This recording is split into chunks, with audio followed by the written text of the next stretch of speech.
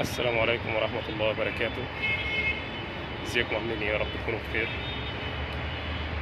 مرحب بكم، اهلا وسهلا بكم اخواتي وحبايبي واصحابي اللي بينوروني ويشرفوني دايما على قناة باكورد مع احمد الافندي. الموضوع بتاع النادي الاهلي كلمتكم في الفترة اللي فاتت عن خصخصة الأندية.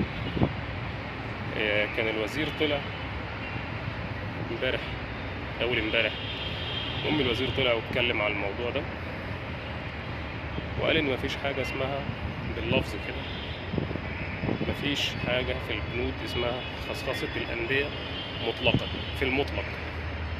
عشان تفرق كلمة في المطلق، مطلقا يعني نهائي، في المطلق يعني ممكن يكون فيه لكن مش بشكل كامل، فتفرق كتير. هو ما نفاش نهائيا وما قالش ان هيبقى فيه برضه نهائيا. الموضوع فيه لبس كبير يا جماعة، وبفضل الله انا كنت اول واحد من سنة ونص او سنتين اتكلمت في الموضوع ده. الفترة اللي جاية هتبين حاجات كتيرة جدا في الموضوع ده، بيع النادي الاهلي، بيع نادي الزمالك، بيع الاندية الجماهيرية، هنشوف.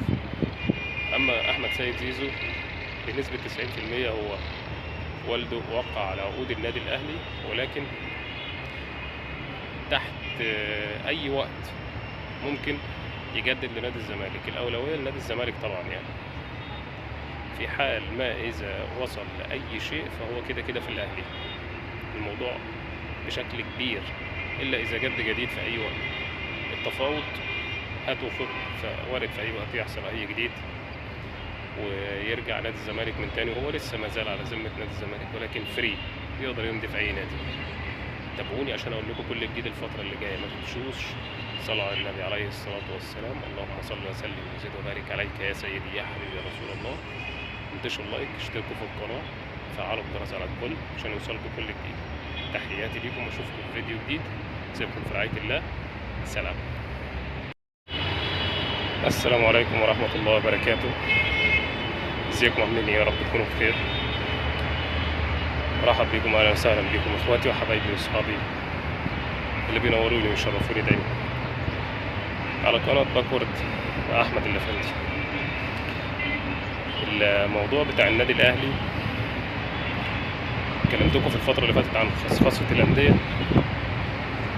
كان الوزير طلع امبارح أول امبارح، الوزير طلع واتكلم على الموضوع ده وقال إن مفيش حاجة اسمها باللفظ كده، مفيش حاجة في البنود اسمها خصخصة الأندية مطلقا في المطلق.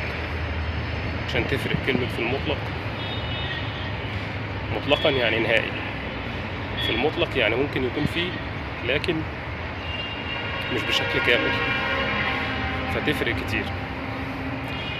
هو ما نفاش نهائيا وما قالش ان هيبقى فيه برضه نهائيا.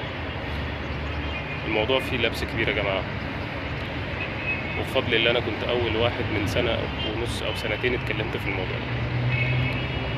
الفترة اللي جاية هتبين حاجات كتيرة جدا في الموضوع ده، بيع النادي الاهلي، بيع نادي الزمالك، بيع الاندية الجماهيرية، هنشوف. اما احمد سيد زيزو بنسبة 90% هو والده وقع على عقود النادي الاهلي، ولكن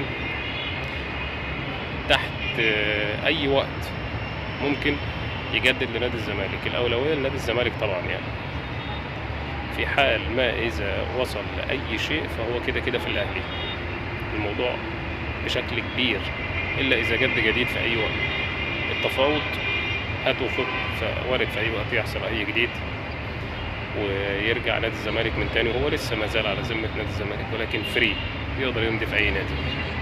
تابعوني عشان اقول لكم كل جديد الفتره اللي جايه. ما تنسوش صلوا على النبي عليه الصلاه والسلام. اللهم صل وسلم وزد وبارك عليك يا سيدي يا حبيبي يا رسول الله. انتشروا اللايك، اشتركوا في القناه، فعلوا الجرس على الكل عشان يوصلكم كل جديد. تحياتي ليكم واشوفكم في فيديو جديد. سيبكم في رعايه الله. سلام.